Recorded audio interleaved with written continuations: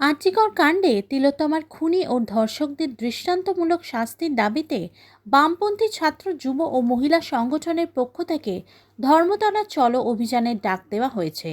বিভিন্ন জেলা থেকে আগত বাম ছাত্র, যুব, মহিলা কর্মীদের এদিন দুপুরে মূলত হাওড়া স্টেশনে জমায়েত করে সেখান থেকেই পায়ে হেঁটে হাওড়া ব্রিজ হয়ে ধর্মতলার উদ্দেশ্যে রওনা দেবে।